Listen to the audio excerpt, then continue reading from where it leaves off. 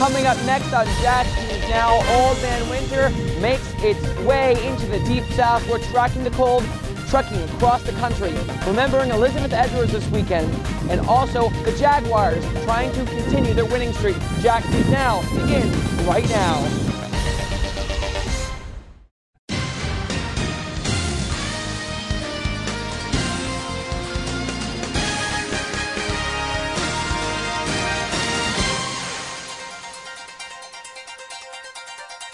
And good evening, everyone, and welcome to Jax News Now. I'm Nick Lulli, Caitlin Taylor, and Jacob Pickering are off this evening. We are out here at Little Jetties Park as blustery conditions and cold conditions try to filter their way into the First Coast. But first, the same system that is going to affect us first started out in the Midwest.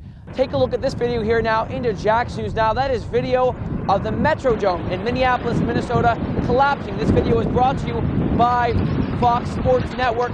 Just look at that snow and water pour right into the Metrodome there. Now let's take a look in North Carolina, a little bit closer to home. The system began affecting that area late last night and will continue into the start of the work week. Snow at elevation of 3,000 feet and with even higher amounts closing on a foot of snow hitting the ski slopes there in North Carolina. And here at home in Jacksonville, looking out behind me on the St. Johns River, we are seeing blustery conditions. I have the Jax News Now anemometer here right now.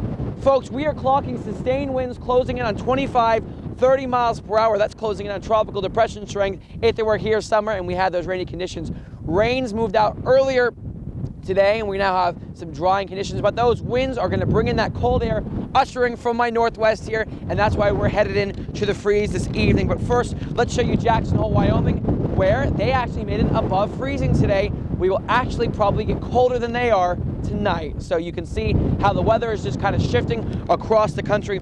Let's talk about the Jacksonville Jaguars this evening. They're trying to continue their winning streak down there at Everbank Field. They're playing in town this evening, and it looks like they are probably going to get that win tonight. We're hearing now that they are in the lead and are expected to win this game, and they are trying to head for the playoffs and maybe eventually the Super Bowl, their first Super Bowl ever actually for our Jacksonville Jaguars. Let's talk about your long-term weather right now. Outside, like I said, very blustery, winds moving in to 25 to 30 miles per hour. Cooling temperatures. Our temperatures are looking about 64 right now. They're going to continue to nosedive throughout the day.